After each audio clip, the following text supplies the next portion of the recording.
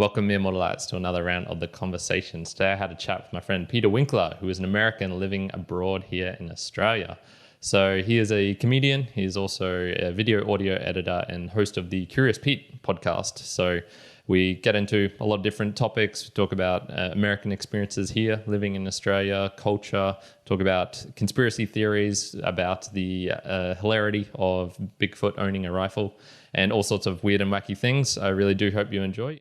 I started me and a few friends, we started a group of comedians in Montana. And one of my dreams as a comedian was to go and start a festival. Yeah. So we're like, all right, so we'll start this festival. And I always wanted to be the headliner. So I was like, you know what? I'll be the headliner. Yeah, if you're starting the festival, might as well. Might as well, yeah. And I got a little bit in over my head on it because it was like, I was mostly just doing bars and, mostly comedy gigs, as it is in Montana. There's no real comedy club, There's, how big is Montana for us Australians here? Population size? Yeah. At the time, 10 years ago, it was just under 1 million people. Okay. Yeah. But it's a pretty big state. It's the fifth largest landmass size-wise in the U.S. And then so I go on the stage, and it's supposed to be like a half-hour set, and I don't really have like a half-hour material. So I was like, no, I got this, it's fine. And I should have just my go-to back then, I was trying a bit too hard. So the problem was that I didn't actually know what my type of comedy was yet. I was still exploring. So you got these different types, like one-liners or observational comedy or storytelling, things like that. And it really turns out that my version was storytelling, but I didn't know that then. So I was trying to do observational comedy. I was a big fan of George Carlin and a bunch of other comedians like that. And so I go up there and I was trying to I did my base. My first 15 minutes was pretty good. And then the last 15 minutes was just hardcore fucking fall off a cliff. Hit every tree and branch on the way down. Homer Simpson going off the cliff. Yeah, that's right. Being picked up by a helicopter and being dropped again through all of it. And I did this. I remember the bit I did too. It was about hemorrhoids. And oh, fuck me. And it just didn't hit, you know what I mean? Apparently people, back then just, as compared to today, we were all woke and we all know we can talk about hemorrhoids freely, obviously. but back then it was people were like, "Ooh, this is making me feel uncomfortable," as it would, hemorrhoids, uncomfortable. And I bombed hard. And the problem was for this too, is that I had my brother and my close friends and my girlfriend at the time all sitting in the front row, and you could see the pain. I was in pain, but they were in more pain. I think just watching me just squirm on stage. And my girlfriend at the time, Brittany, and Brittany, and which, by the way, real quick side note about Brittany, the way she spelled her name was Britain with a Y, Okay. Yeah. Brittany. She was from the South. Yeah. Okay. Right. And so she didn't think I was funny, right? And oh no. And I've learned later that every girlfriend for every comedian doesn't find them funny, because you're exploring all the time and you're just doing stupid jokes, and you have to be okay. They get the worst stuff at home, right? The testing out. Oh, they get the pure shit, don't they? Yeah, 100%. And but for me, I wasn't really ready for that either, And then I stopped doing comedy. Yeah, because of it. It was such a stupid thing. But I got a chance to go to Second City, and I was performing there in Chicago. And Second City is a comedy school where a lot of people from Saturday Night Live come out of, and things were moving for me, and things were happening. And I often kind of wonder what would have happened if I kept going with it. But Yeah, but bombing really is a fucking horrible feeling. Yeah, is it comparable to anything else you've experienced? Like, I don't know, loved ones dying, breakups. No, because it's real instant, right? And then you can quickly just go and forget about it. Like, it's similar to if you go out drinking the night before, and then you realize the next day that you made a bunch of mistakes. So like the fear sets in, Yeah. and you're like, oh no, Yeah. But it's happening live, and then it's 15 minutes, and then you can kind of disappear from the people that you sort of embarrassed yourself in front of. But to be honest, no one really cares because they're just on to the next thing in their lives. They're not sitting around there thinking like, oh man, that guy and those hemorrhoid jokes. Yeah. Like honestly think it's probably worse for you to go and like do something embarrassing when you're drunk than it is to bomb on stage. But just the feeling it's like, I don't know. Did you ever do like a public? I hate public speaking, man. I went to a Toastmasters once, but that was in Mackay, so it was kind of like there was a bunch of weird people there. Jeez, kind of felt like that's a story there. What was dregs like? Of society almost. It was so Mackay. You know where Mackay is? Yeah. So for those who don't, it's 12 hours car drive north of Brisbane. So kind of like between Brisbane and the top of Australia and Cairns. 100,000 people there, maybe 120, 130. Okay. And yeah, I think I'd split up with a girlfriend and was like trying to get back into the dating scene again. And I've always had like social anxiety from kind of the puberty age onwards. It sucked. And so I was like, all right, well, I'll try out some public speaking and whatnot. So I went to Toastmasters, that's kind of like international, you go and practice speeches, public speaking. It wasn't the worst thing in the world, but it was definitely just like, people who just look strange as well. They're just slightly, maybe like one eye slightly too down, maybe, hair one guy's in the got wrong places. One guy's got a head like a football for a head. Yeah. And I don't even think I did anything because I kind of just rocked up unannounced, I believe. And so I believe there's meant to be, on your first night, you're meant to do some sort of speech, but I think they were still so uncomfortable setting rules and public speaking that they didn't even make me do what I was meant to do. So I went to that and I left Mackay not long afterwards. Not because of that, but yeah. It was... Oh, right. I was going to say, yeah. I went up there and just had explosive diarrhea on stage and left. Yeah. Actually, I was curious. So when you're bombing, obviously it's really traumatic. It sucks. It feels terrible. Is there an unwritten rule about just leaving the stage? About you have to stay until your time is up? Is that kind of like the...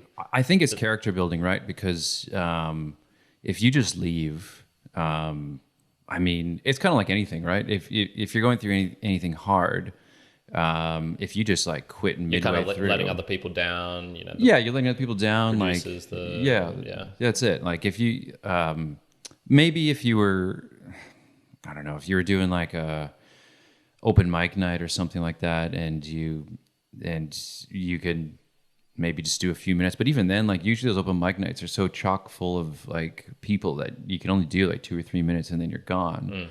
But if you just quit midway through, like, I don't know, like it doesn't really do well for the community, for people, because when you're networking as a comedian, you're going to go and you're going to meet other comedians, and these other comedians are going to then like want to, and they're going to want to like form like different groups and stuff and like do different shows with people that they know. So if you just like quit halfway through, it's just like, it's going to do you more harm than good, really, I think. So if you have a full set, at least try to finish the set somehow like you normally would. It could be shorter, but just don't like halfway through a joke and just drop the mic and walk away. Obviously you can do whatever the fuck you want in life, but if you want to keep doing stand up, it's probably would be a major bad idea. For sure. Yeah. I'm just trying to think. So I, like I was saying with the social anxiety. So one of the things I used to do, and still kind of do, that's how I meet women, was just go out and chat to them on the street. And I used to need to have these kind of like opening liners. You could, I guess, like compare them to having, your set routine, your solid joke. This will go well kind of no matter what.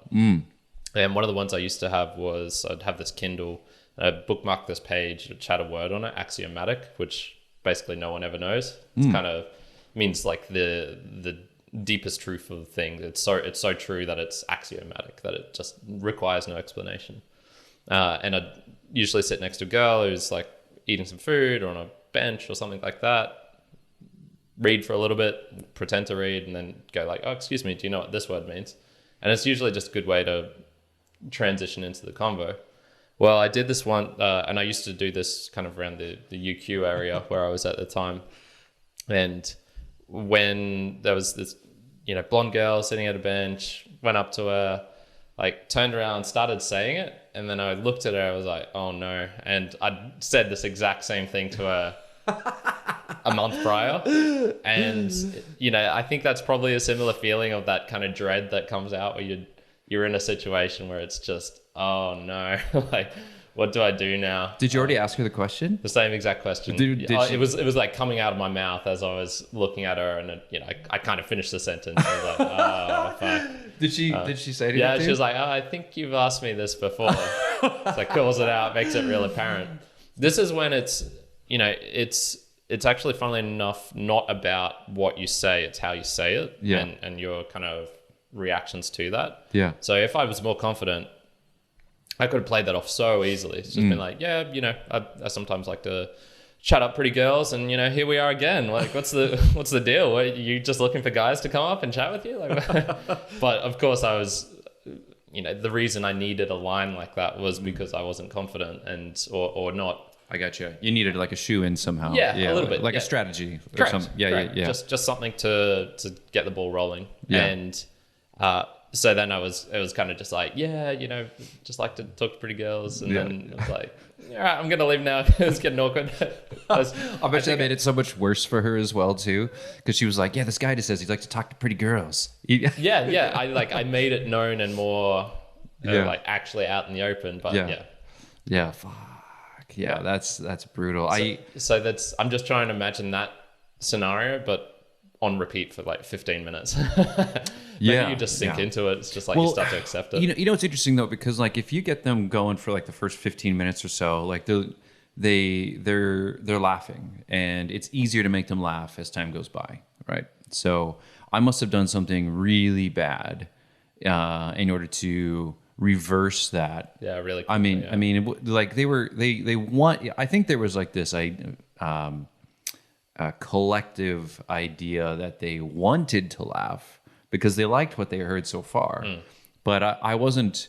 I was just like an amateur, at and I was just like, I just wasn't really reading the audience to see what they would like or wouldn't like, and I should have, instead of sticking to my notes, I should have just started riffing instead, and that would have done so much better than to stick to it. And that's an important thing to note as well. Like when you're up there, you have to you have to be flexible. You can't just like stick to your note cards and then like sweat it out when no one's laughing. It's not that's just not how it works with live audiences. You have to see what they're doing. But the real pressure comes in when you're the first thing you say, like you said, when you're when you're first walk into the stage sort of deal. Yeah, the first thing you come up there, like there's an instant judgment, so whatever your opening line is going to be is really going to define whether or not they accept you or not. Yeah. And that really makes a big difference. So if you're going first, it's kind of a clean slate and you can kind of do whatever you want. But sometimes I find it's really good to kind of riff off of whatever some other comedians were saying right afterwards in order to kind of play on the joke. Although it can be overdone as well. But yeah, those first few opening lines, like the best. But going back to what you're saying about talking to girls, I remember this one time when I was like 21, and my friend was talking to a girl in a bar, and he was having just the worst time with this girl. He was like really trying, and she was like, one word responses. Yeah, she was like body language turning away. I went to go save him, right? I went to go and like bring him back, So I went to go rescue him, and I came up to the girl and I was like, "Sorry, is this guy bugging you?"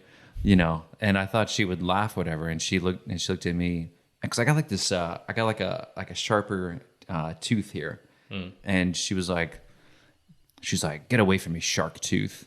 And I was like, oh. Whoa. I was like, Daddy, we have to go. We're both injured. We both left together. And I was like, man. Jesus. Man. American women, man, they are like, at least during my time, I have no idea what it's like now, but when I was 21 in the US, what year was that? That would have been like 2008. Like that was at the time, if you can paint a picture of what America was like back then, right? It was like spring break was still like a thing. Girls Gone Wild was still existing. Yeah, yep. There was low-rise jeans on women, and Britney was still kind of popular. Rihanna was just getting her start. Umbrella, it was kind of like it was like a toxic male sort of environment. And there was like what I think they referred to as like rape culture going on back then. Okay, yeah. So I don't blame her for like fucking off every guy that came up to her, but... there's no need for rudeness like that. There's no need. Yeah. Madam, no. Because I remember like Canadians would come down because, Montana just borders Canada. And Canadians would come down and they would be so nice. But the American guys just didn't understand it properly. They would say, hey... I think this girl's into me. It's like, no, they're just having a conversation with you. There's a difference. And a lot of dudes back then would think, oh, if this girl's talking to me, she's into me. Like, no, it's just like the rest of the world. There's not that sort of like relationship going on, where you can talk to the opposite sex and just be friends, But back then in the U.S., yeah, not so much. Interesting. Yeah, well, typically, I like to say Australia gets our kind of culture from you guys, but just 4 years later. So a lot of the stuff kind of tends, and there's like everything, technology, cultural trends, even lingo and words and stuff. I feel, I don't know, do you feel the same? Like it comes here, but there's like a little bit of a time lag or something? There is, yeah. And... like little things. So 2012 girls here, man. 2012 girls, man. Oh man, so mean. Like when I first came here, I remember a few things that were weird, and this has all been updated now. But like when I first came to Australia in 2013, first of all, I didn't know the lingo for coffee, and because we call what you guys call a filter coffee, we call it drip. And so I went into some cafe in Melbourne and I was like, can I get a drip, please? And they're like, I have no idea what you're saying. Yeah. And then it took me like 5 years to figure out filtered. And then, but I noticed when they hand you the takeaway cups, instead of they would give you 2 cups if it was hot. Yeah. And in the US, we just have like these little cardboard sort of sleeves. Yeah. That took like fucking 8 years for that to come to Australia. I thought about starting an entire business of just importing those things into this country just to like get people to have it. But now I wouldn't have a clue. Like I go back to the United States and I have no idea what's going on. I feel like I am, sometimes when I go back to the United States, I feel like I'm like dressed in a burlap sack and just like, so like a basic caveman when I come back. Cause I went into a Taco Bell and, we were just walking around. And my partner needed to use the bathroom, so like we just walked in there, and I saw this drink machine, and I was like, "What is this?" It was this drink machine, and it had like an LCD panel, and you could, like we're used to the idea for a drinks fountain machine where we don't even touch them here in Australia. The person behind the counter does it all for you. Yeah. In the U.S., it's like serve yourself, and you can go refill. Used to have that. Used to have it. Yeah.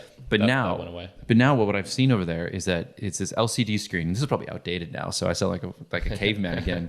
But this is like 2019, and you can mix and make like cocktails with the drinks. So it's like at a bar sort of deal? Well, no, it's just like it's like Taco Bell. Oh, Taco Bell, yeah. Yeah, they give you the cup and you go to this machine, and then you just like, oh, okay, I want a little bit of orange Fanta, a little bit of this, and they call it something else. You're like, yeah, make me that, and the machine like puts it together for you. There you go. And I was like, what?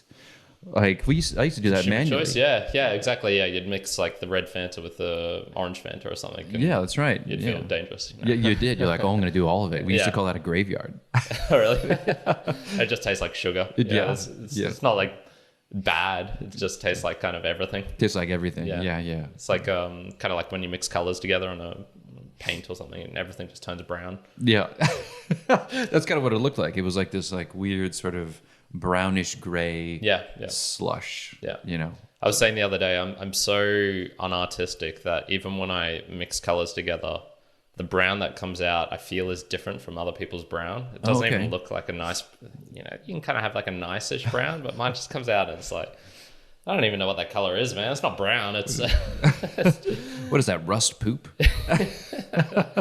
It's terrible, man. It's terrible. I got such a lack of artistic talent. Have you ever done paint and sip?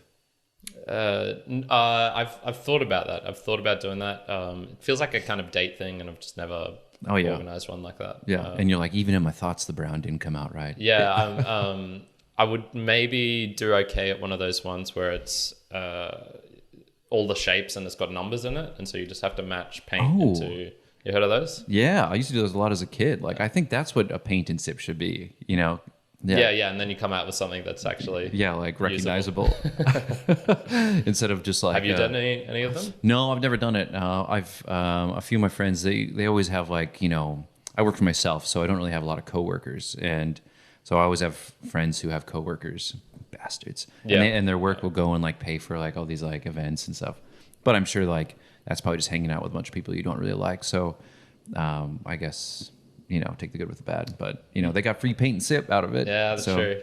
Yeah. So I used to do mining engineering, and I joined that industry in 2013. That's when 2011 I was doing vacation work, so I'd go out to Claremont, Emerald, kind of central Queensland and whatnot, and that was just kind of at the peak 2011, and then it started one of the downturns. And so every year that I went out, it progressively got just worse and shittier. And so the first year I went out, we arrived in the airport and we're in Claremont. This is a town of 2,000 people, middle of nowhere, basically. And it was the Christmas party for the Rio Tinto mines that were out there. They had two of them.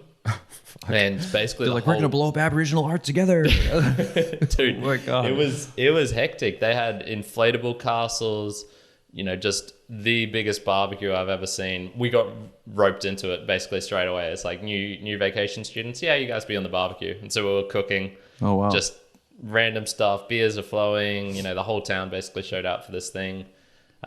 We got given food vouchers, which was, I think it was 130 a week or something, which was insane because, and you could use this at like a bunch of the stores in the town. Oh, wow.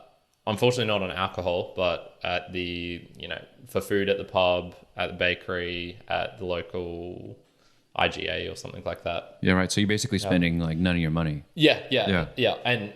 And saving tons as well because I was working on shift work and things like that. So you get fed at the mine as well. Yeah. If you kind of wanted to. So wait. So that $130, is that like on a specific?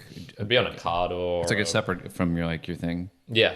And like, if you don't use it all, what happens? It goes away. So you have to. It goes away. It disappears. Yeah, they take it out. We would use it. Oh my God. And in particular, it was actually fortnightly. So you get $260 every fortnight. Oh wow. And so some days I would be on shift for a 7-day swing or something. So I'd come back. And then it would be like, okay, I've got $260 to spend in like the next 7 days or something.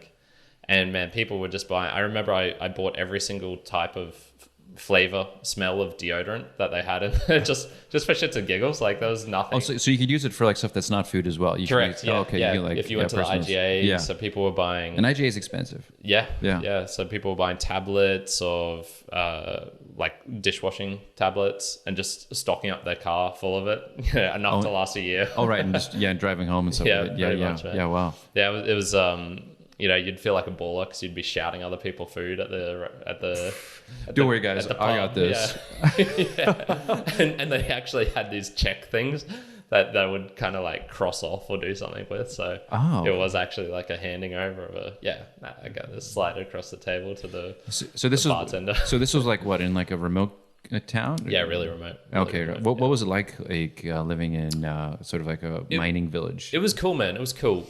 So Claremont was, it was there before the mine, but that's how it kind of got populated. A lot of the mining jobs would support the town, I suppose. Yeah. And middle of nowhere. So seeing the Milky Way and the stars for the first time. That's cool. Wow, that was amazing. I never realized you could see the Milky Way with the naked eye. Oh, wow. Okay, just never been far enough out from cities or light to actually see it. Oh, wow. So that was awesome. The kind of like, I suppose, just the small things, all the roads were massive.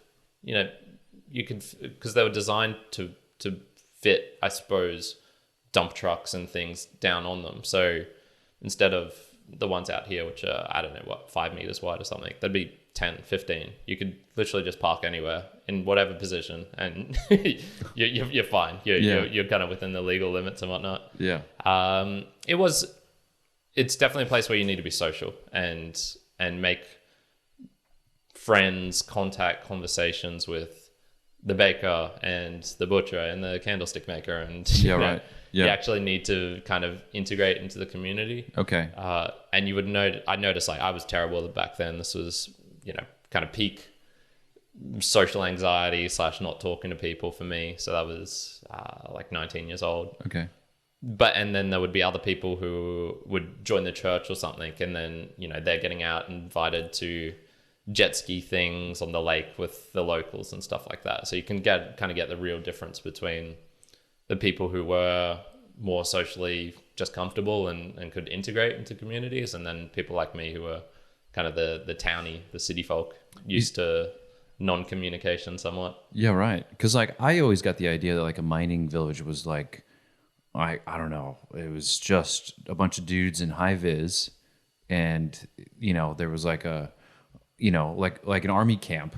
Well, yeah. So there's the town of Claremont, which was outside of the mine. So Claremont was a town before the mines were there. So that would be, that's where they'd have kids and families and all that sort of stuff, and those amenities and whatnot, private businesses.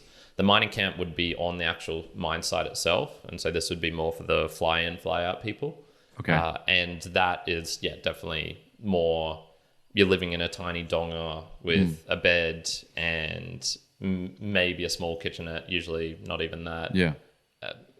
Little adjacent bathroom with a shower and toilet in it, sort of deal. Yeah. What was that like?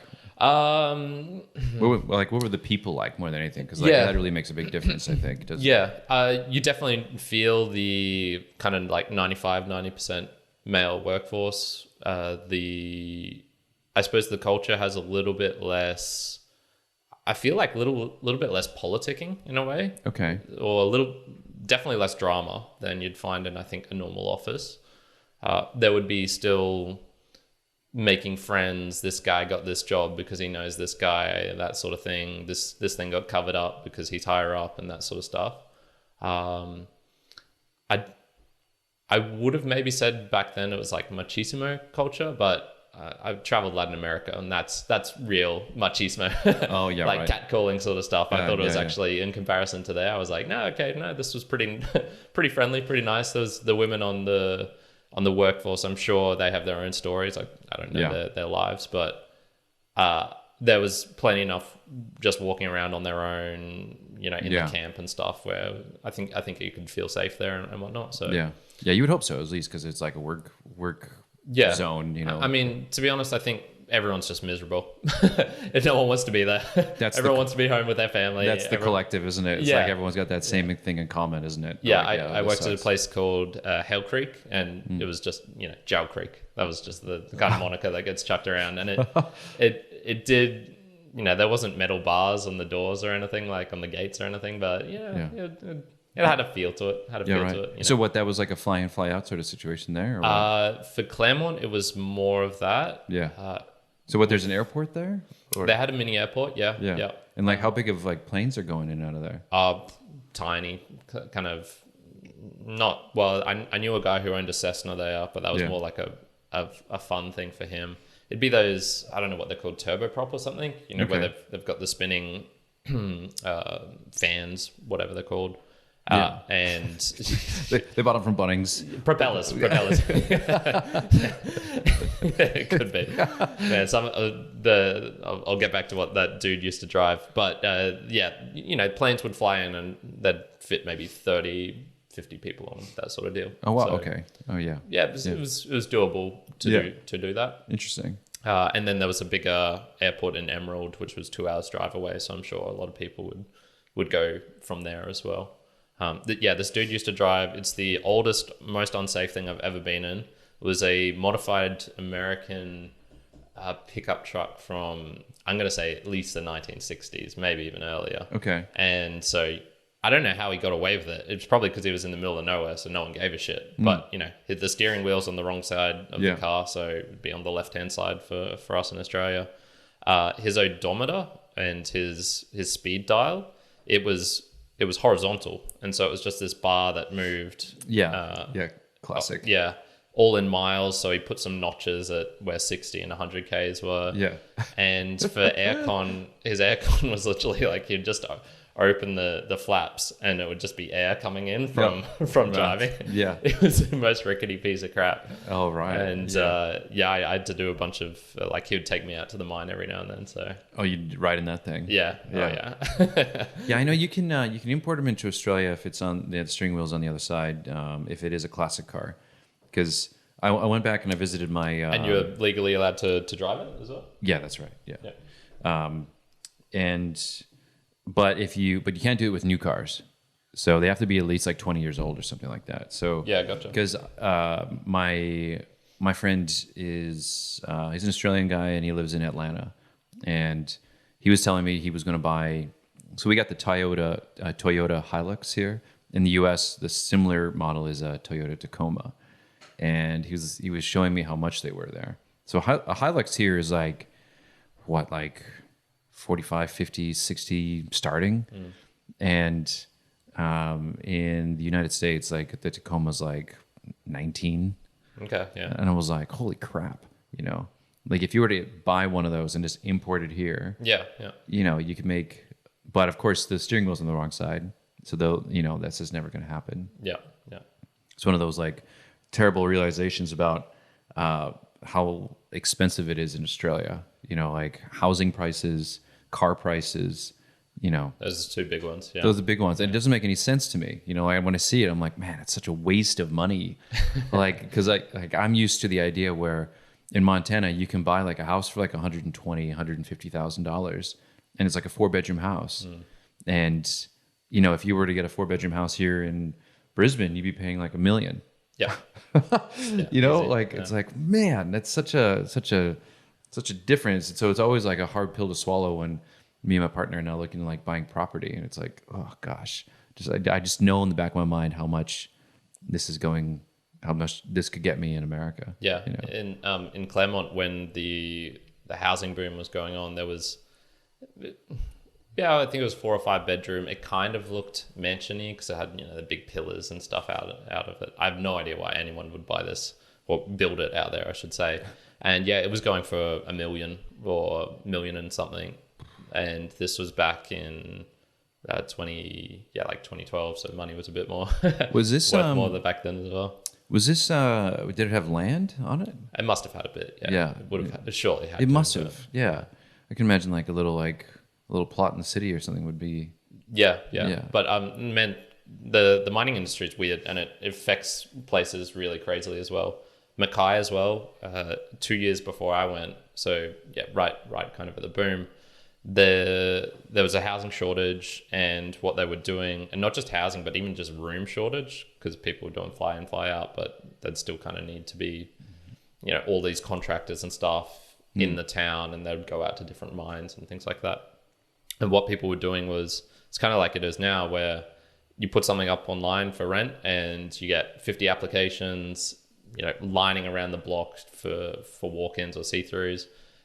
People were just requisitioning off portions of their house by putting a blanket or one of those bead crappy curtain things between. I used to have one of those. And forming like a living room into a new bedroom, and then charging $400 a week for it or something. Oh my God. Yeah, it was pretty wild. Good on them. Yeah. We had something like that in Montana. There was the way Montana is set up is that you have on the western side. Is kind of where all the cities are, and it's on the western side of the Rocky Mountains. So the Rocky Mountains kind of like go up, up into Canada and stuff. And on the western side of the range, that's where all the towns are, like Kalispell, Missoula, and then you go over it to get to like Billings and Bozeman. But on the eastern side and far east, it's all plains.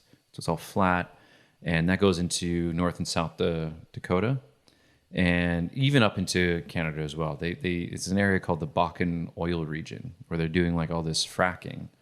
Terrible stuff, terrible work. Like my mates who went out there said like you never want to go. It's like the worst work you can ever do.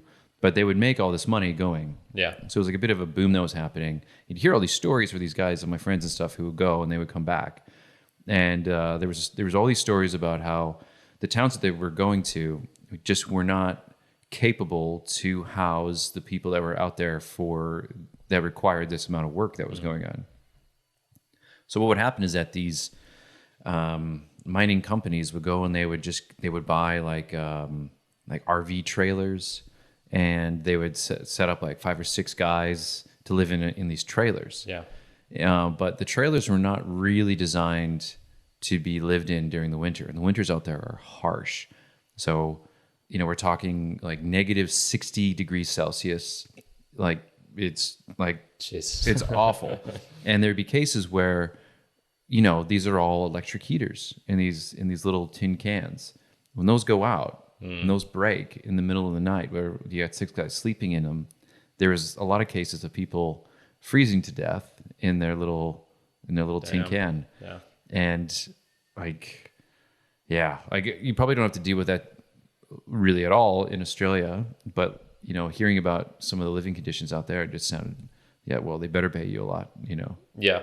I suppose we have maybe the opposite, which is just on the super hot, middle of nowhere desert sort of thing. You kind of need aircon even during the evenings. And similar deal. If that breaks, you probably won't die, but it'll be very, very uncomfortable. It'll be very uncomfortable. Yeah, I can imagine. Yeah. And a heat stroke is so common. I had it a couple of times just out on the drill rigs. Yeah. Just middle of the sun. The worst thing is the flies, man. You're wearing these orange high vis, and I don't know if it's cooler on them or what the deal is. Probably it is because they're orange, and so it's like reflecting the light off. But the flies will just land on your back, and you'll look at the guy next to you, and he's got 30 flies just all covered on his back, and you've got just as many. Are these like the March flies? They're big ones, big fat ones. The ones that bite you? Some of them can, yeah. Oh my God, that's terrible. I went camping the other day, and it was Noosa North Shore, or was it? Yeah, I think so. Yeah, it was. Yeah, and they were breeding there, and it was terrible. Like you couldn't really camp. It was miserable. They're in your eyes. They're like all over you, just biting you constantly. Yeah, they love to get in the eyes, right? Like behind, especially right behind the glasses as well. And I thought, okay, I'll go in the ocean, and they followed you into the waves. They waited for you to come up. This is where the crocodiles get you. Yeah, crocodiles on one side, flies on the other. Oh my God, terrible. Yeah, terrible experience. You got any animals in Montana? What's kind of up that way? Oh yeah, we got grizzly bears. Oh shit. Yeah, those will get you. Yeah. Grizzly bears, black bears, mountain lions. But it all just comes down to just being a little bit smart when you're on the trails. But every year around autumn and spring, either the bears are getting ready to hibernate or they're coming out of hibernation. There's always some. It just seems to be like a German tourist always gets eaten by a bear. Every time. Like they're like, yeah, let's go. And I don't know what accent that is, Finnish or something. But they go off for a hike, and then they don't bring the proper safety equipment like pepper spray and stuff like that, and they'll get mauled. And it's just that'd be a horrible way to die. Yeah, that'd be a really eaten alive, really shit way. Or just being stomped or crushed. Oh, it sounds terrible. Yeah. So, but that's not really the biggest of your worries. The biggest worries you have to worry about in Montana are probably, I would say, would be the amount of gun owners. The people. Yeah, 100%. Like, they recently changed the law there where it's the most dangerous animal, man. Yeah.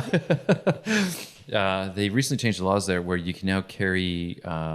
You don't need a permit to have a concealed weapon. Okay. So you can have like a secret gun on you, and it's perfectly legal. And then they also changed the law to where you can also bring that into a bar. Yeah, So that's you the got stuff secret I'm guns in not bars. comfortable with. Yeah. Yeah. You just don't know who's, but you look around and you can see people wearing like loose clothing. Yeah. And you're like, everyone in this bar is packing heat, you know. But also, marijuana is legal there. So Everyone's chill as fuck. everyone's chill as fuck. But if you're not chill, they got a gun on them. It's like, okay, which path do you choose? I don't know. Yeah, it's a weird place. And yeah, I mean, go visit, but like, don't live there. Sorry, Montana. People would probably say the same about Tasmania and stuff. Yeah, it's kind of like the old folks' place. Yeah. Oh, you reckon? I've actually never been to Tassie. It's beautiful. It's a beautiful place. Yeah. It's stunning. Actually greenery around. It's kind Yeah. of Queensland. We've got greenery here, but it's that kind of dry shrubbery greenery. It is, isn't it? Yeah. And it's very similar to New Zealand, where it's just kind of this luscious hedges, and you can kind of smell it in the air. It's like, yeah, that's nice. This is ripe for things to be growing and living. Yeah. Oh. So it's nice. Yeah, a bit cold for me, but other people. But I think it's just small. So Okay. Yeah. tends to drive people away. Yeah. It's been my general, or at least the young people. Yeah, those young people. I would love to go to Hobart and see what that's all about. It sounds kind of like a fun place to go for maybe like a week or something. I got a few friends who live down there, and it would be nice just to see it, something different. I haven't been there, and I've been in Australia for 10 years, and I haven't been to Western Australia, Neither. which is like I've half been the here my whole country. life. Yeah, it's half the country. Yeah. And I haven't been to Adelaide or Adelaide Tasman. and Perth. Yeah, same here. Yeah. Okay. Well. There's two I need to tick off. Yeah. But it's like what, a 4-hour, 5-hour plane flight to Perth. Yeah, I'll I probably know. go to Asia. Yeah, my friend who went there, she was telling me, she was like, "Oh yeah, when you go there," I was like, "What's it like?" It's like, well, you kind of feel like you are away from everyone. And I guess that would be the case because it is what considered to be the most isolated city on Earth, I think. I guess so, yeah. Yeah. It's like no major city within 2,000 kilometers in any direction. Yeah. Which I'm assuming they're referring to Adelaide. Yeah. And yeah, but they say everyone's nice there.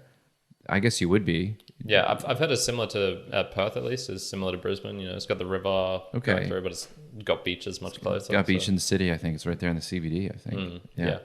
Yeah, that'd be nice. But I always hear too that ocean is just riddled with sharks.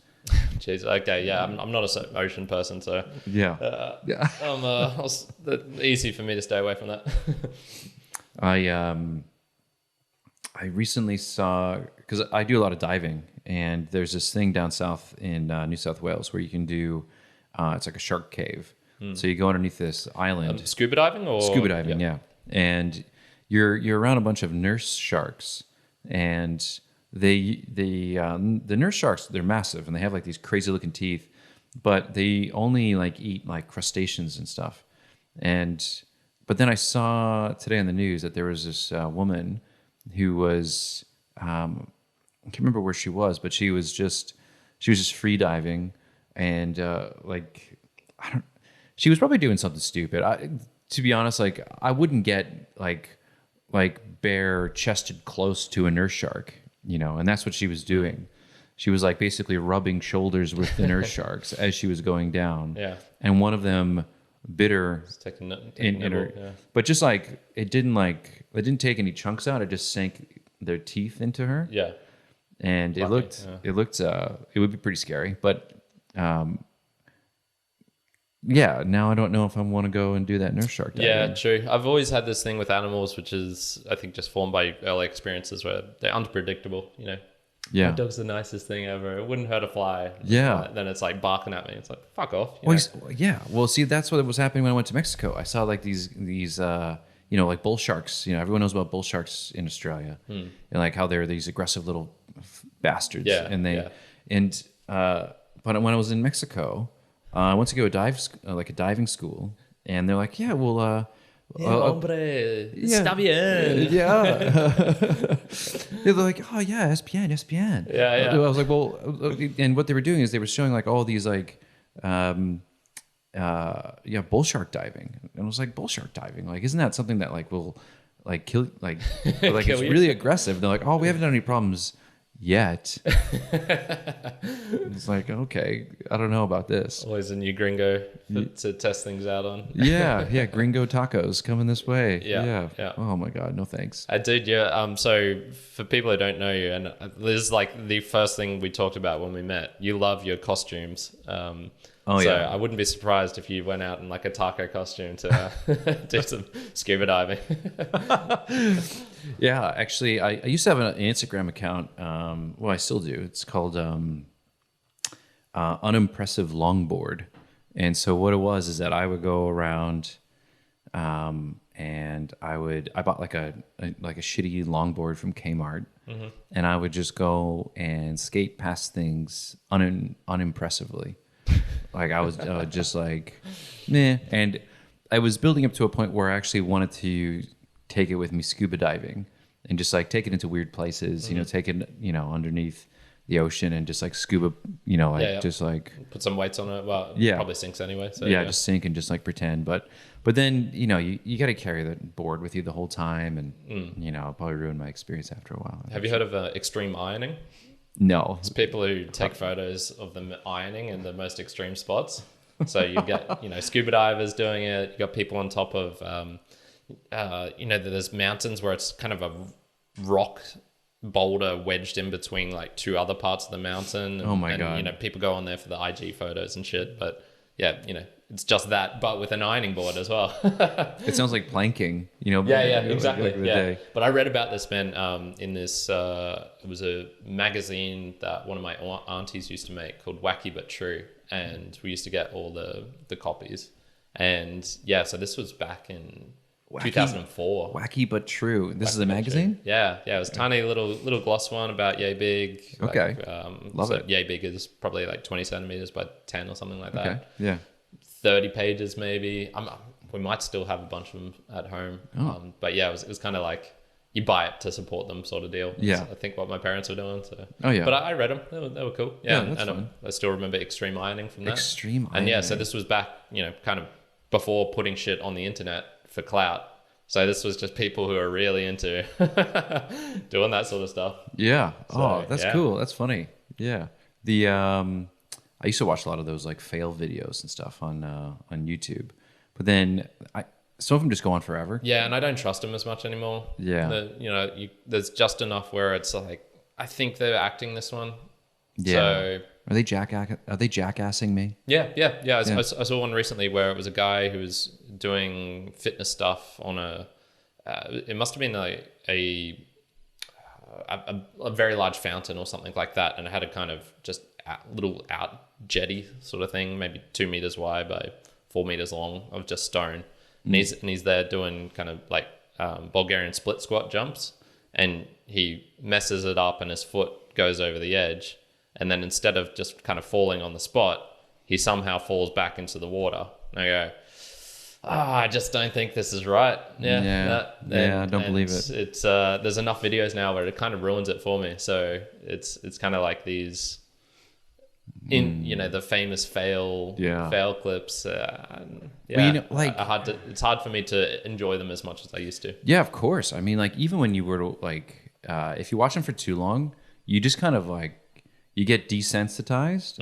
And I watched one, I think it was like a 20-minute one.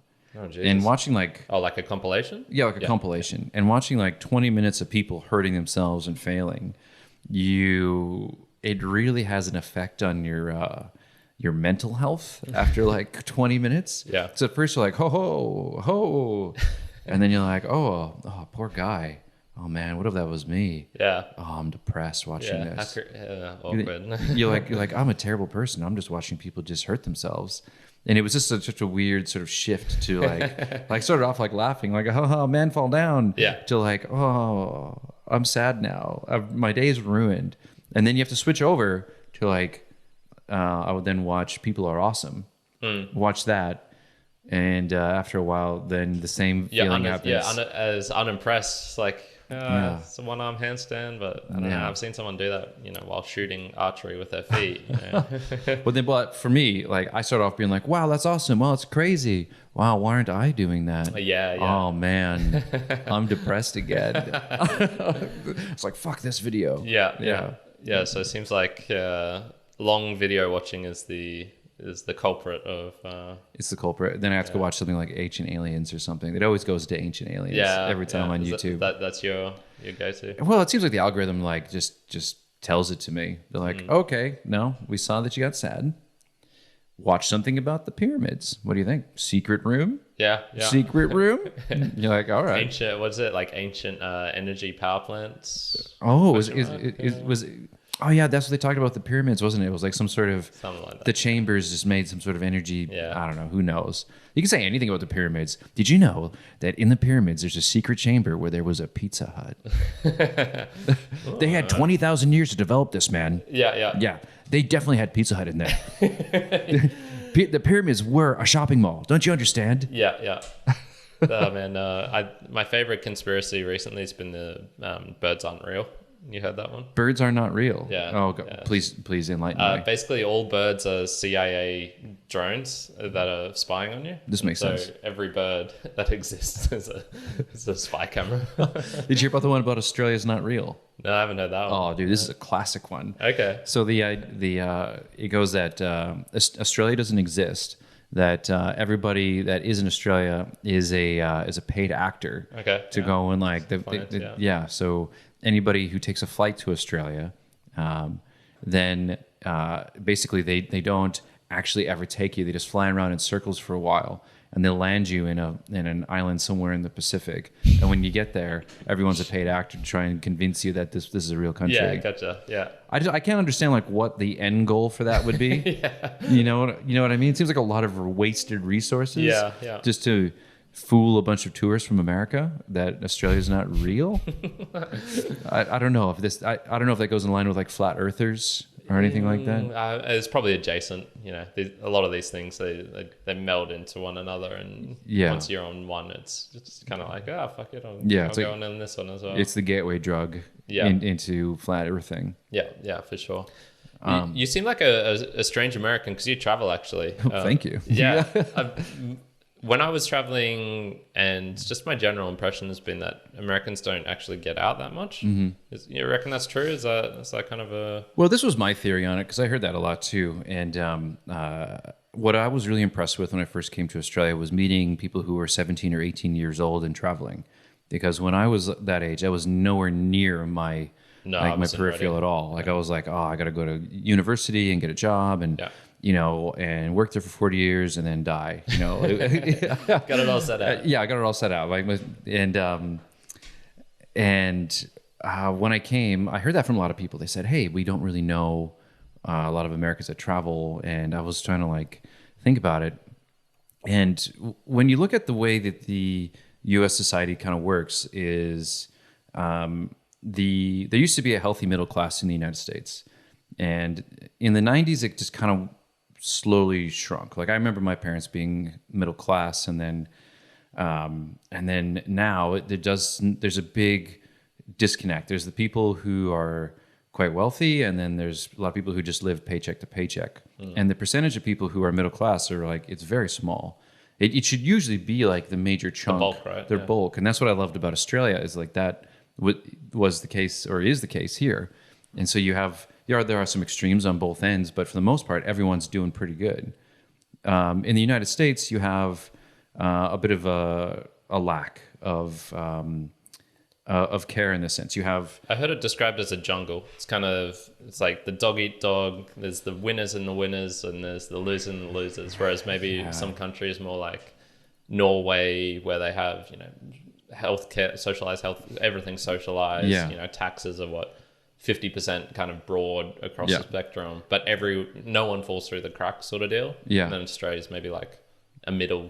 Well, I always see the zoo or something. I see the United Safari. States. I see the United States as like it's a place to go if you want to start a business. And the way that works is that when you look at tax law and all of that stuff, It's really designed for the more money you make, the less you pay in tax. That's just the system, the way it works. A lot of people complain about it, but I'm not saying this or that about it. I'm just saying that's the system. Yeah. Because when you compare it to Australia, if you do a really good year, they will then the next year they will quarterly. Yeah, they'll preempt. Preempt the taxes on you. Correct. Yeah. And in the United States, they don't do that. And there's a tax threshold in Australia. The more money you make, the higher you get taxed.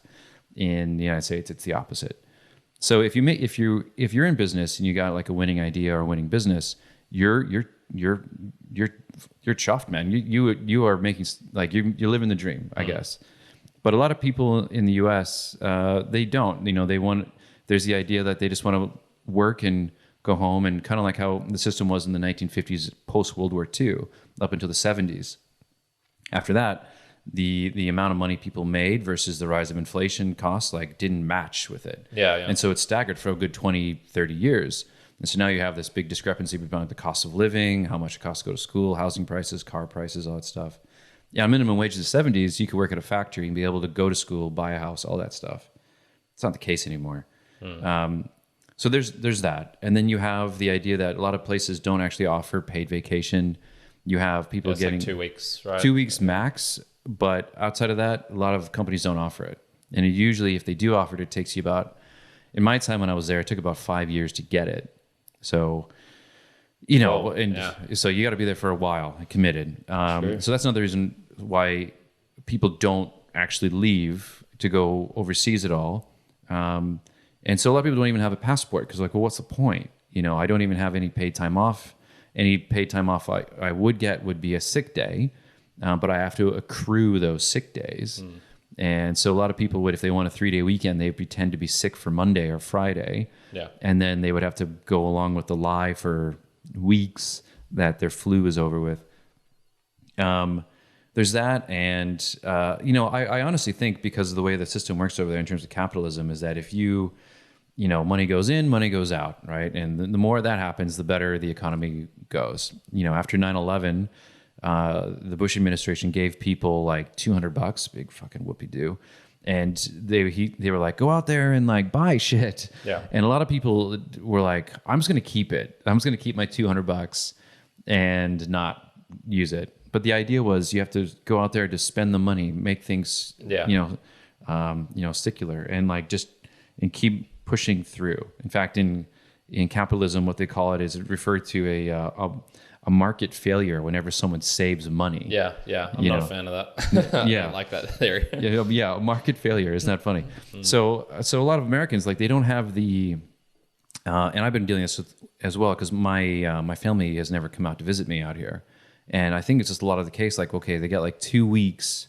How are they going to use it wisely? Are they going to spend it all in Australia? Or are they going to use it intermittently throughout the year for them to go on little trips here and there or to Mexico? Yeah. I get it. I'd rather go to Mexico and instead of spend 2 weeks, in West End. 32 hours of plane flying. Yeah, that's right. Both ways. So that's 2.5 days taken up. Yeah, that's right. Deal. Yeah. So then, add in jet lag on top of that. Yeah. Of course. But even the thing is that I think the U.S. knows this, and they say, okay, we want you to keep your money basically in the United States. And so even for me, any money that I make in Australia, you get double tax, right? Double tax. So anything over 90,000 US gets taxed at a rate of 25-30% back to the US.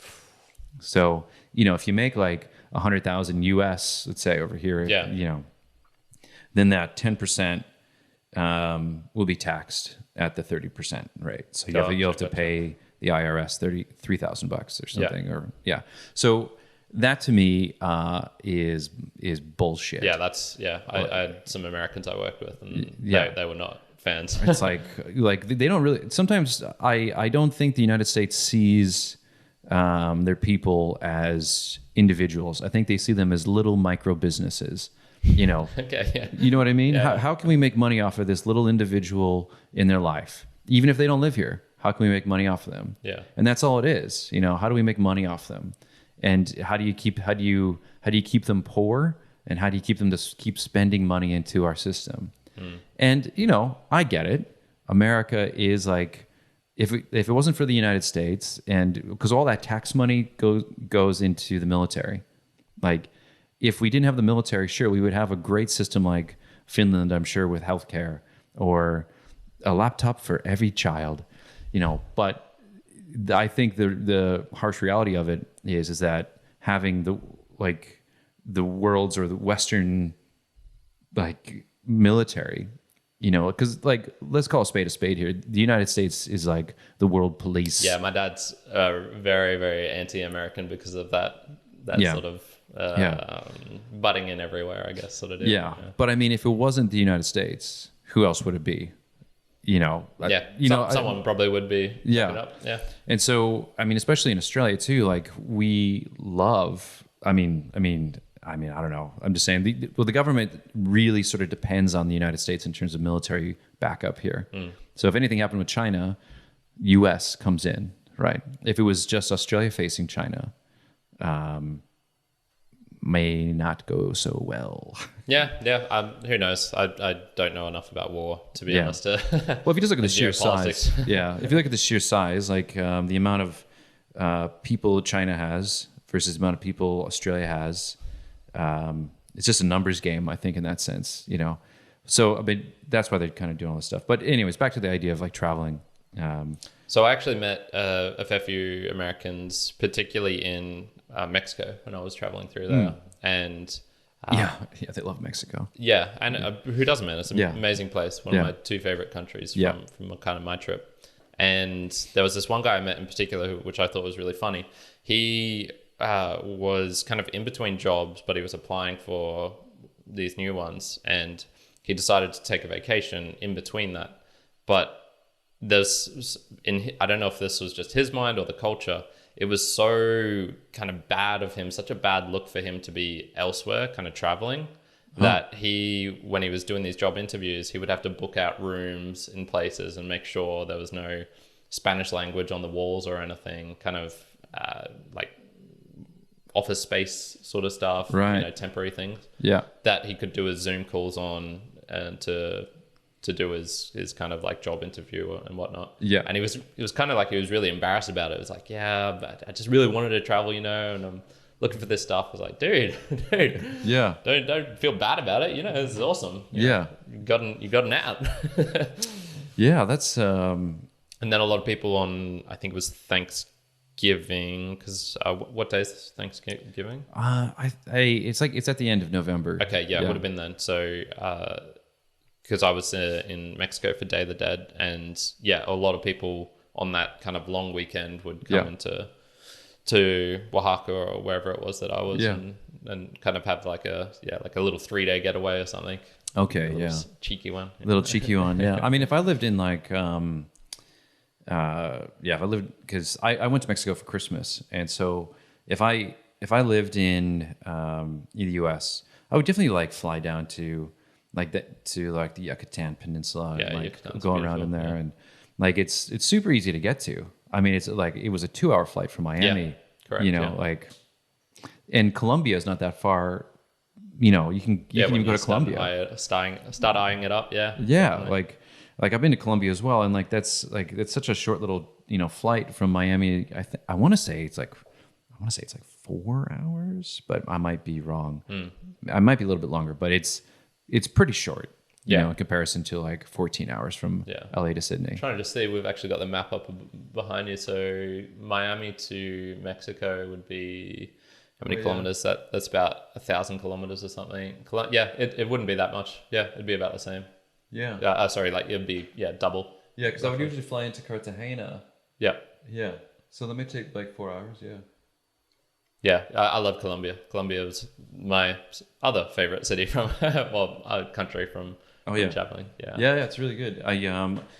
That's the only like place I've been in South America. I've been to like a lot of places in Central, but I haven't been in.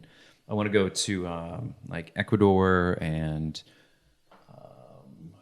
I want to go down to Chile as well. Yeah. Because me and my partner both really want to go to Patagonia and do some of the treks down there. For sure.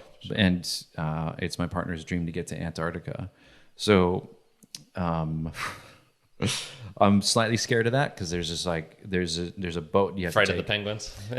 Well, to get there, you have to go through like this great passageway, Yeah. which is like super rough. Yeah. And I am really freaked out about going through like really rough oceans. Gotcha. Because I mean, if like something happens with the boat, I mean, you are fucked. Yeah. You know, there's no saving you. You know, but it's also super expensive. It's like $10,000. You know, to take this boat to Antarctica. So funny, right? It's like why would it be so expensive? This is the And question I have. Yeah. yeah, I think is sort of like the De Beers company with the diamond trade. You know, they monopolize the diamond trade. I think there's probably some sort of Antarctica trade. Like, we need to keep it pristine, so yeah, we'll take over this. You want to come to this research station? Yeah, it's going to cost a bit. Yeah, Antarctica is not real. It's filled with. Well, it's just the ice wall, right? Yeah, it's the ice wall. Yeah. I like, no kidding. Like, one of my friends, his brother-in-law is like this flat Earth guy, and I was like, "You joking me, right? Like, you actually know like a guy who's a flat earther? Like, that is insane, you know? Because people just get really washed up into it." Yeah, my dad knows one. Yeah. Man, what like? And the funniest thing is he was a pilot as well. I don't know how. My dad trying to explain it is kind of like he's relatively normal, but you know, this one thing is just kind of a bit of a screw loose. And on the opposite way, I used to work with this guy who was really, I think, like fundamental Christian. So like it was really strange because he'd believed the world was 6,000 years old. Sure, Okay. go nuts. Why But not? then we're working in a mine, and you literally have this coal face, like this face of rock, which is 80 meters tall, and you're looking at the different like stratums and bands of geology and whatnot. And it's kind of he had this real strange theory of trying to fit in. Okay, well, coal is formed not through a million-year process of peat and like, you know, decomposed plant life getting squashed, high pressure, produces coal. He had this other kind of like random theory, and he'd try and like get me onto it. He's like, "Man, I got these DVDs, they're so good," and like passing me this fucking bootleg random geology, trying to explain geology through a Christian mindset, Christian science. Love it. But it wasn't that. He would just fall into everything, and then so he had his own theories of, you know, 9/11 stuff. It would just go on and on and on. And my dad was like encouraging me. He's like, "Yeah, just ask him, like, just keep pressing, like, see what's the craziest shit you can make him say." And we would have these big long drives where sometimes if I was unlucky, it would be just me and him driving back to Mackay. And so we'd have an hour and a half, 2 hours in the car, and there's not much to look at when you're on the road. So we would be chatting, and I remember one time I was trying to bait him, and I was like, "Yeah, you know, I think like the fake moon landing, yeah, I could see that kind of being a hoax of it. Yeah, you know, there's some things that don't add up." And he's just like, he looks at me, he's like, "Dude, you're such a fucking idiot. How could you believe that? That's like the most nonsense thing I've ever heard." And so it was just all of these ones he believed, but this one, you know, this one, a right adjacent one, no. What, the fake moon landings? Yeah, he wasn't so in on it. he was like, "No, we definitely went to the moon." You know, all of these comes up with all of these, you know, science and data backing it up and stuff. But it was just, it's just like, okay, well, why this one? You know, why this one and not all the others? Yeah. I don't know. Oh yeah. I mean, you know, there's so many great ones. You got like hollow Earth theory. Oh, that's good. You got like the reptilians, like the royal family are a bunch of shape-shifting reptilians. Yeah, one of my favorite for I think it was a drainage Earth. Have you heard that one? No. So it's the Earth's not hollow. It's kind of like a drain circling down. So Sweet. it's sort of like a funnel, I guess. Okay. And there's this joke which is like, "Yeah, I really believe the drain Earth theory because my life always seems to be going downhill." Oh God. They did a study that said like dad jokes are really good for kids because they said that it teaches them how to basically deal with awkward situations. Yeah. Okay. Yeah. Nice. Yeah. So I was like, okay, great. So now there's a reason. You know? You can just tell if you have kids, just go and tell them like the worst jokes possible. Yeah. Another guy I was chatting to recently was saying there's theory going around that one of the reasons that we have pets is it's a way of teaching children about death. Because, you know, I believe that. I always thought that. Yeah. 10 years going on. It's like, okay. Yeah. It's a bit morbid, but you start them off quick, you know, with like a goldfish. Yeah. And then you upgrade them to like a gerbil. Like a snake or a, yeah. And then, well, you can get a gerbil, then a snake, and those two could, you know, have an intersection. Correct. You know? Yeah. And then like a dog or a cat. And then, you know, your mom and dad. You know, then you go to Texas and you got a tiger and you get a tiger. Oh my God! Actually, I was in Louisiana and there was a in this truck stop in a parking lot. There was a tiger in a cage there. holy shit. Yeah, it was like, what the fuck is this? And there was like these posters everywhere being like, these Nazis are trying to take the tiger away from us. Like, it was like, yeah, well, this is the first, I'm not going to say this, but this will be the time I actually support that idea, you know? Yeah. Yeah. Wow. Yeah. Wow. What craziest thing I've seen was a story and then seen was a friend of mine where we lived in suburbia, Logan, you know, where I grew up. He was telling me one night, next door neighbor, he's like, yeah, Kyrin, there's crazy stuff happened the other night.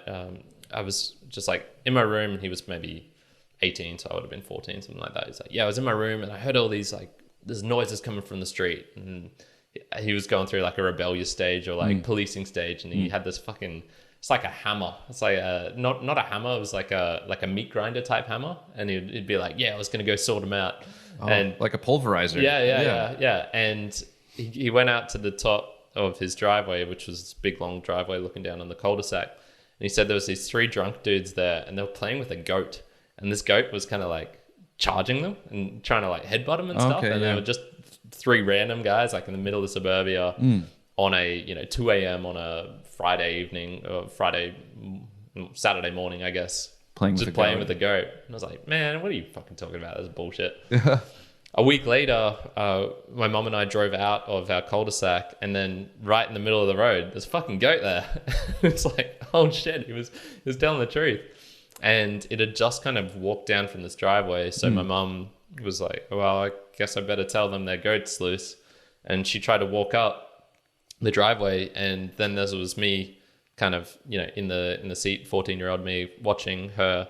And the goat turns around and starts like attacking my mom as she's trying to get up the driveway to tell these people. It was one of these awkward situations where I was scared because I was still kind of little, but I wanted to help my mom, but I didn't know what to do. So I'm just kind of like watching from the car. Was it a big goat? Not super big, normal goat size, I guess. I don't know. It wasn't like, I don't think it would kill you, but it could break some bones, I guess, if it was. Yeah, if it like had a good run. Yeah. And if you're old, for sure.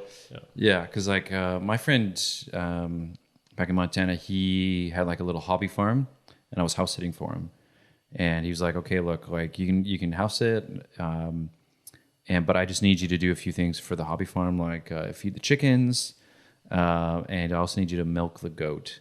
And I was like, okay, I'm going to need to be shown how to do this. But this goat was like this tall. Okay. And I was like, man, that's a like big goat. A bit, yeah. And you had to sort of get it into this like stand, and you lock its head in, and you feed it like these pellets and stuff. As long as it's got pellets to eat, it's perfectly happy. And then you milk it. But if it gets out of the stand, it'll run around, it'll see you. And then as soon as it sees you, it'll run around again. It's really hard to catch. It's super annoying. But I just remember thinking like, man, this is like, I've always heard of goats, but I didn't think goats actually came this big. It was like a small horse. Yeah. You know? So like, yeah, if that thing came running at you, I would probably run away from it, you know? Sure.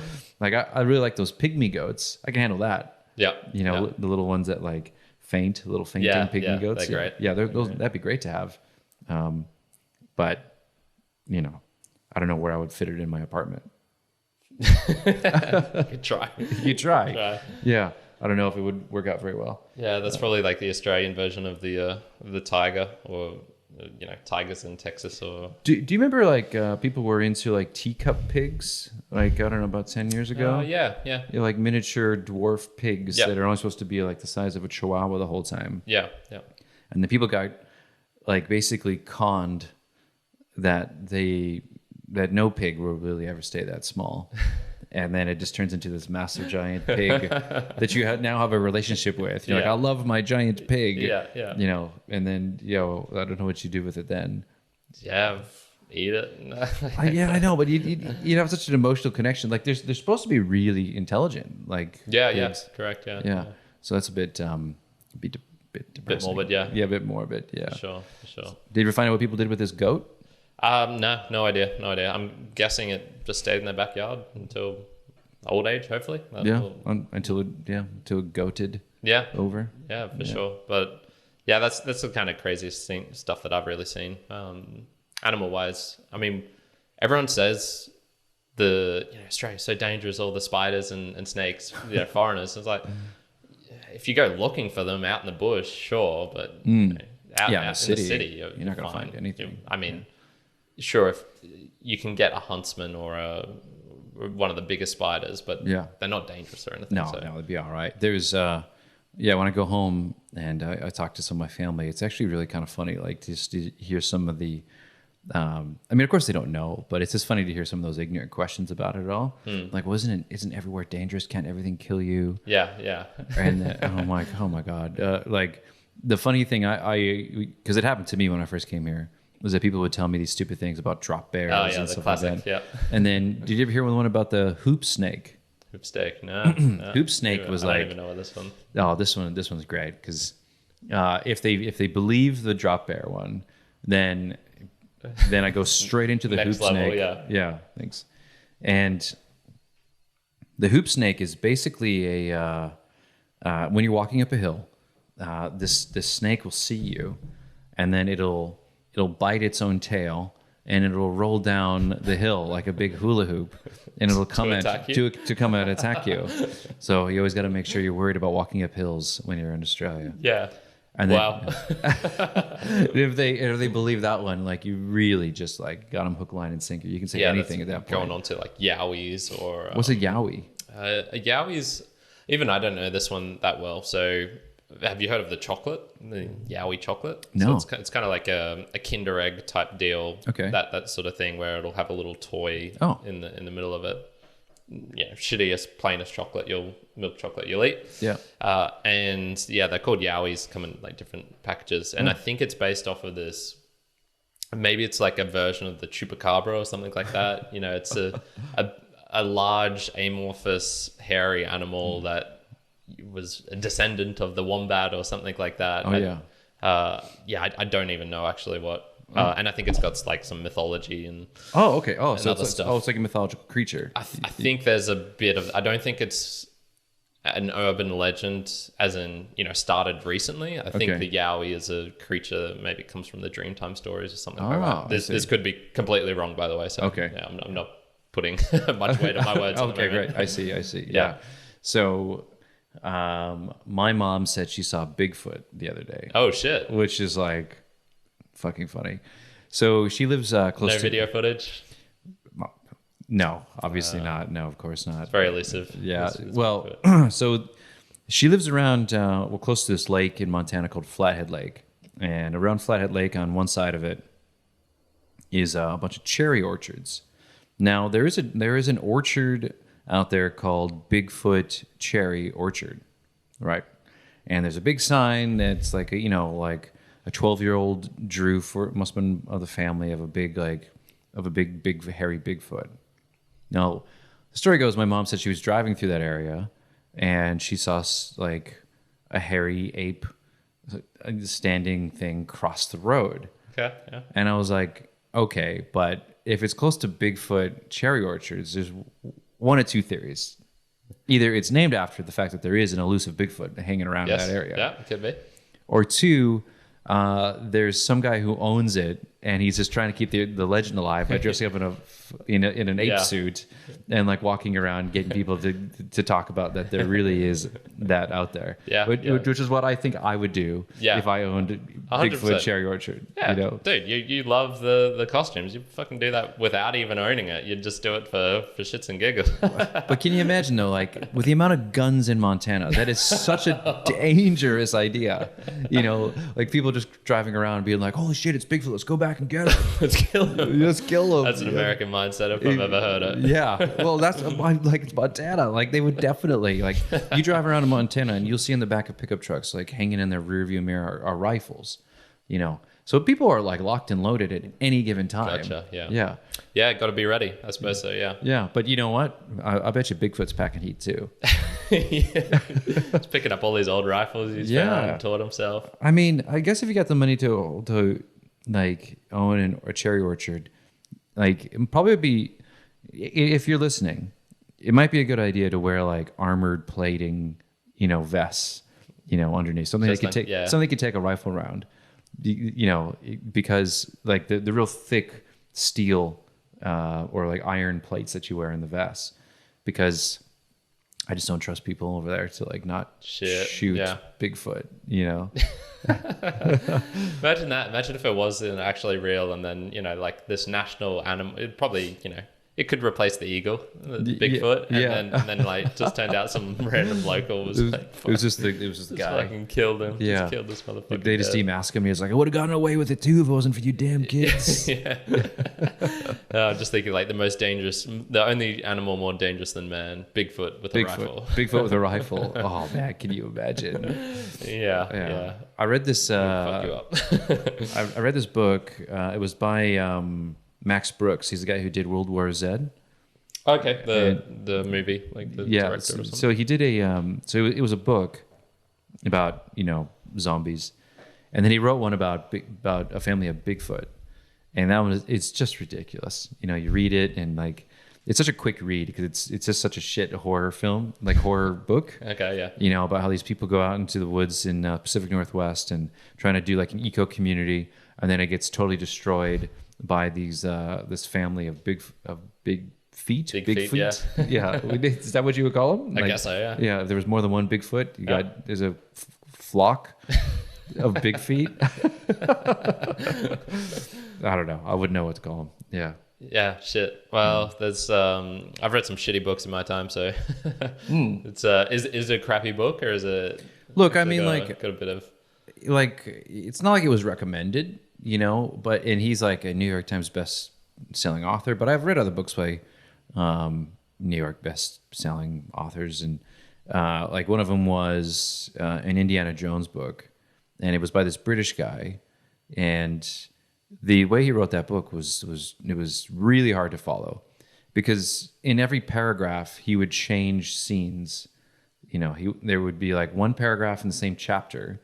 You'd be speaking to, say, Indiana Jones in the jungle, and then in the next paragraph, it's like Nazis talking to each other in a castle, and you just have to kind of understand what the hell's going on. Switch back and forth. Yeah, you have to switch back and forth, and like it was actually a really difficult read. It was Indiana Jones and the Army of the Dead, and back to zombies again, I guess.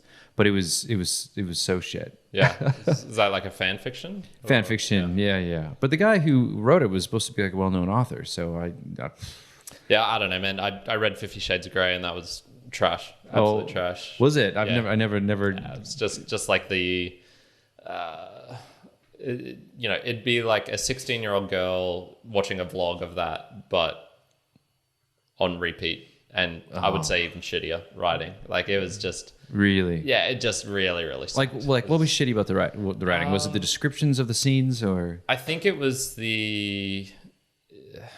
probably the mindset of the character. It was probably the worst thing. It was just vapid, I guess. There was nothing. It didn't feel like there was a substance to it, and I didn't get why this was so attractive. Maybe, you know, targeted at older ladies, I guess. Maybe it's getting back into their youth, but also then with the confidence of knowing, like, oh, it's a billionaire and like it'll all be fine in the end, sort of deal. Like, yeah, right. Maybe it's kind of like the sexual the sexual tension, I guess, of being young and like exploring the world, but also knowing what you know about being older, and it's like, oh, the world's kind of plain and boring as well, and not much interesting stuff happens. So something like that. I don't know. It was a long time ago I read it as well, so who knows? Maybe it's a classic. Well, it makes you kind of wonder, like, how does it compare to some of those other romance novels out there? Because there's a lot of them out there. There's a lot, yeah.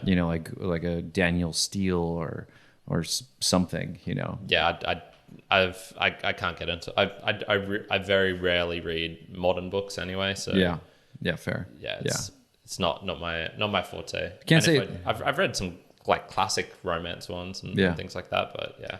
It's funny. Like my partner and I, we go on holidays and stuff, and and I get really antsy when we go somewhere. I don't like just sitting around the beach and just chilling out every day. Like I'm like, okay, what are we doing? Like, can we do something? Yeah. Like I want to either do some sort of adventure thing or some activity, or if not, then I want to maybe do like some volunteering or something like that. But I can only do like sitting around the pool, like having cocktails for so many days in a row before I go loopy. And that's what happened to us in Mexico. We did that for like 2 weeks, and I was losing my mind. Yeah, where in Mexico? That was in Tulum and Playa del Carmen. Yeah. But Jess, she always brings a book with her to read, and she's like, I just want to sit here and I just want to read my book, and then I think to myself how much I was lied to, like from that song, girls just want to have fun, because it's a lie. They don't. They just want to sit around and read books. And I was like, what the fuck is this? Yeah. Girls want to have fun. No, guys just want to have fun. Girls just want to read books. Yeah. So now, but Jess actually, after a while too, she realized that she was, she also was having a hard time, like being able to sit around and do nothing. And she didn't want to admit it. She was like, I don't want to. I always find that with her too. She's like, she doesn't want to admit that I'm right. Stubborn. Yeah, she's stubborn. And she's like, damn it. She's like, I thought I could sit around here and read my book for 12 days in a row, but I can't. She's like, and I blame you. I was like, oh, you can't blame me. Like, you're feeling the same way. Yeah, you're feeling the same way. It's like, you got to like do something. You can't just sit here and do nothing. Like, it's the same, like, it's a nice thought. But like her mom goes out, and her mom and her partner, they go away to like places in Spain and stuff, and they do like these all-inclusives. And they're there for like 10 days in a row where, you can eat as much as you want, drink as much as you want, but you have to stay in the compounds of the resort. Yeah. And they just sit and just bake, and, they're like lizards next to the pool. But like, I just can't do it. Yeah. I want to go out and explore, and I want to see some stuff, When my co-host Juan and another friend Joey went to Cancun, we were kind of looking at doing that. Yeah, it's supposed to be really cheap to do it out there in Cancun, isn't it? Supposedly cheapish, I guess. Yeah, I don't know. Yeah. It's kind of expensive. I was traveling in Latin America, so everything in comparison was like, oh my god, it's like 100 and something a night. This is ridiculous. Yeah, and even though it includes food and drinks. And I'm really glad we didn't. It would have been just boring. I mean, we were there in off season as well. Is spring break still a thing? Did people go to Cancun? I don't know. I maybe. Yeah. I never participated in it. Like, I never had enough really money to go and like blow it in Cancun and wet t-shirt contests or whatever the fuck happens down there. Yeah, I don't know. Yeah. I think there was a time and place for that. I've never heard of it being recorded or videos or anything like that. Yeah. So, who knows? But yeah, we instead kind of just did some like Airbnbs, and honestly, we should have stayed at hostels. Hostels were way more fun. Really? Yeah. Like, in what sense? Like just meeting people? Just meeting people. It's got like beer pong tables. Just more social. Yeah. It's just more the environment. The ambience is more fun. It was great having our own like rooms that we could just dump our stuff in, and just kind of make cozy. And we were making like cocktails all the time, and by cocktails I mean just tons of liquor, and then also ice cream and liquid sugar, and just pina coladas. But man, they were very sweet. Yeah. And that was kind of fun, but you know, you can kind of do that if a hostel if it has a blender. And if not, we could have just bought a blender, you know. So Yeah, true. $30. That's true. I mean, like in like Cancun and stuff, like there's Walmart. I mean, you can go and yeah. Walmart was kind of cool. Going there for the first time and just seeing, you know, vodka. It was so cheap. Gallons of vodka for cheap as shit. Yeah. It's like that in California. Like you go into like a Costco or even just like a supermarket, you know. Over there, there's a supermarket chain called Ralph's, and yeah, they have like a liquor section. It's not like in Australia where you need to go to a liquor store or anything. Well, I mean, that's in Queensland, New South Wales, and whatnot. You can get alcohol in the supermarkets. So. Oh yeah. Yeah. Yeah. I remember in Victoria, I remember going to Aldi and they had like a little section of wine and booze you can get there. That was pretty nice. It's not the same though. There's not shelves of vodka. No, it's not. No, like the Walmart in Playa del Carmen that we went to was like floor to ceiling, like Matrix style rows of alcohol. We had a lot of fun going to that very Walmart. Yeah. It was wild, wasn't it? Like you just look at it like, wow, my God, there's so much to look at. Yeah. And it's so cheap as well. Yeah, that was the other bit. That I think that was that combination, just literally just kids in an alcohol store. Yeah, well, unfortunately it was. Yeah. Let's see, like my partner at the time, like she was having like she had like alcohol poisoning, and then so I was like, wow, look at all this alcohol. And she was like, I can't look at it. And I was like, oh, come on, you gotta look at this. They're never gonna see this again. She's like, I never want to look at alcohol again. And I was like, all right, well, you go off somewhere. I'm gonna go play around in this aisle. Yeah. You know? Yeah, that was cool. Just seeing that. And also, it was funny. One of the things I realized while I was traveling was nowhere in the world I think has the same chip brand. Like crisps, I guess you call them. Yeah. Everywhere was so different, and you would not find the same flavors or types or shapes, or there was always just something new and not necessarily better. I think we do pretty good here in Australia. We got some nice like flavor variations. Well, you know, there's a few that's missing here, like sour cream and onion, hard to find. Yeah, we do have that, but it's like in Pringles. I think you have them. You know. We've got it in Pringles and in Thins. In Thins, Smiths, that one is like. That's my favorite flavor, actually. Yeah, so, like in the U.S., there's like every brand you can think of has at least that. Okay, yeah, gotcha. And here, what would you say in Australia is the worst chip flavor? Oh, I mean, you know, obviously when we come out with those disgusting Vegemite one-off ones and shit like that. That's not acceptable. A worst chip flavor. I'm not that big a fan of, I think it's like chili and something. Oh, with like the chili and sour cream. Yeah. Oh, yeah. I know what you mean. And chicken flavors every now and then, there can be like a strange chicken flavor. Yeah, like I'll say hands down, like I know this is controversial, but like honey soy chicken, like get the fuck out of here. Who invited you to the party? And on that absolute bombshell of a statement, I'm going to have to stitch up Pete without giving him the chance to explain why honey soy chicken is the worst. Unfortunately, the last 10 minutes of audio were corrupted, so you cannot hear that, nor the stories that we both had of being hounded by stray dogs in Cambodia and in Chile, respectively. So just to end off the podcast, just wanted to thank Pete for joining me. And for anyone who's tuning in and who enjoyed listening to that, I would recommend checking out the Curious Pete podcast. Other than that, I hope you're having a great day wherever you are in the world. Kyrin out.